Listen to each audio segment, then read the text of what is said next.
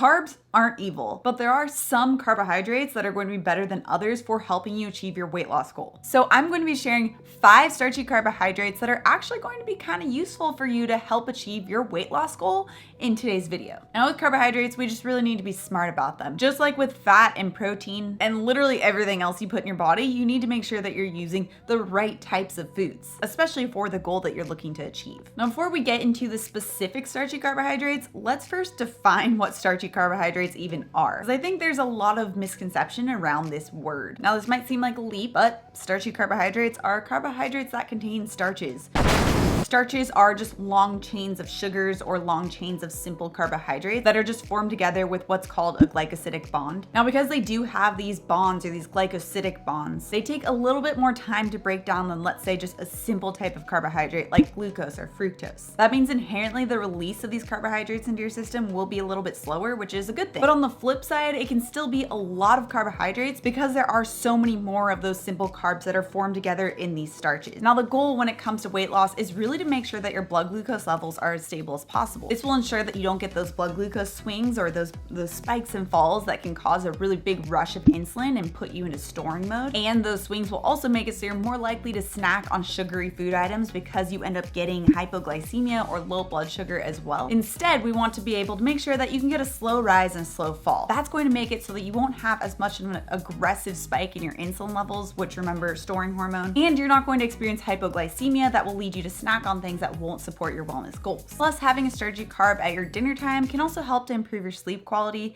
by naturally decreasing the stress hormone cortisol and allowing melatonin, the sleep hormone, to go up. Now, this goes along with that nutrient timing that I dive into in the complete intermittent fasting bundle that the AM peeps are using. We want to find some starchy carbs that of course do contain some starches to allow for that natural reduction in cortisol. We also want to make sure that it does contain some type of more satiating compound that's going to slow the release further. So remember, those satiating compounds are protein, fat, and fiber that will help to slow the release of that glucose into your blood supply just a little bit slower. That way you can get the benefits of including a starch, especially for repairing your muscles and getting great sleep, while also not causing that really severe spike and fall in your blood glucose levels. So just to use a reference, I want to just give white rice as an example. So just a half a cup of cooked white rice, which usually people are having about a cup, but a half a cup of cooked white rice has 0 grams of fiber and 18 grams of starch. So I just want to leave that as a reference so that you guys can see compared to the next 5 that we'll be going over on how these can actually have a better effect on your blood glucose than say something like white rice or bread for that matter, at least on a consistent basis. So that brings us to our first starchy carb, sweet potatoes. Now, one medium sweet potato does have about 8 grams of starch, so a lot less than that white rice, plus it also has about 4 grams of fiber. Now, sweet potato does contain some of those more simple sugars as well, but pairing it with that fiber does help to slow the release. And there are a ton of different sweet potatoes. I mean, there's purple sweet potatoes, Japanese sweet potatoes, garnet yams. You can get a ton of variety within this category. I personally like to use sweet potatoes just chopped up and roasted in the oven. Lately, I've also been making it mashed. Maybe it's because it's starting to become fall and that just like brings back memories of how I used to eat sweet potatoes / potatoes, but I've also been just mashing it with a little bit of grass-fed butter. And because there is such a variety, I definitely recommend if you are going to use sweet potatoes / yams, trying out all the different types of sweet potatoes. Each of them has a different flavor profile, so even if you think that you don't like,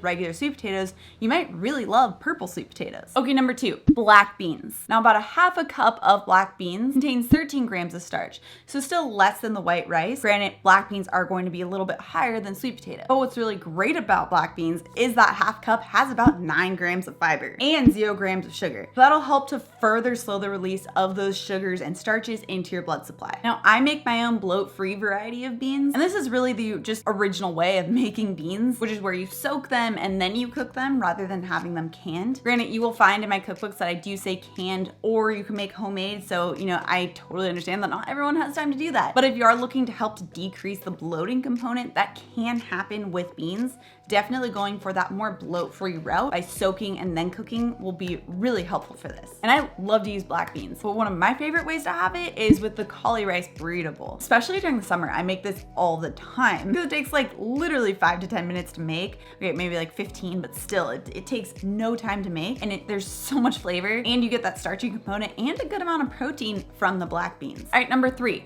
butternut squash. So a cup of butternut squash has about 6 grams of starch and 4 grams of the more simple sugars. Also, for that satiating component, it contains about 7 grams of fiber and 2 grams of protein. So that combination will also help to slow down the release of the glucose into your blood supply, getting more of that stable blood glucose level. Now, personally for me, butternut squash is something that I have to be in the mood to have. It's like I either love it or I'm just like, meh. But when I'm really into it, I tend to make a butternut squash soup that I will pair with, a main meal. So it's a really amazing way to have it. Or you could even just chop it up into cubes and then bake it with some other veggies as well. All right, number 4, spaghetti squash. Now, spaghetti squash is one that's particularly really great because you can have a lot more of it and still have less of the starch. So 2 cups of spaghetti squash contains about 2 grams of starch, but it is a little bit higher on those simple sugars. It has about 8 grams, as well as 4 grams of the fiber to help slow the release. Now, just like we saw with butternut squash, about a cup is a serving there, but with spaghetti squash, you can have about 2 cups, which is great, especially if you're looking for increased satiety. Now, of course, this is a great substitute instead of pasta. In fact, I use this for like spaghetti squash bolognese.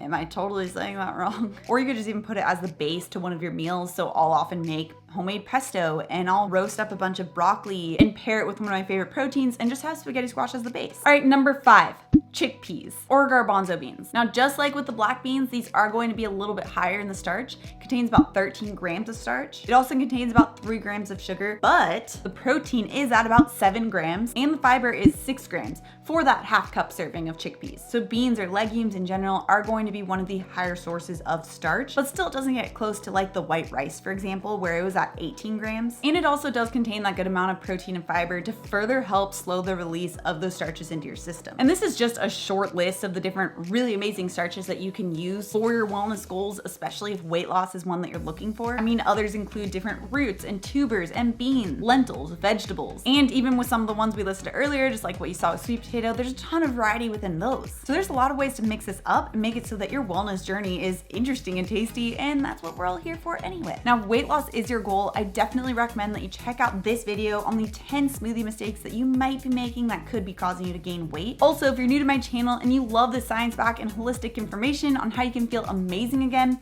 make sure you subscribe right here. Come out with new videos every Tuesday and Thursday, so make sure to hit the notification bell as well. All right, guys, thanks so much for tuning in, and I'll see you in my next video.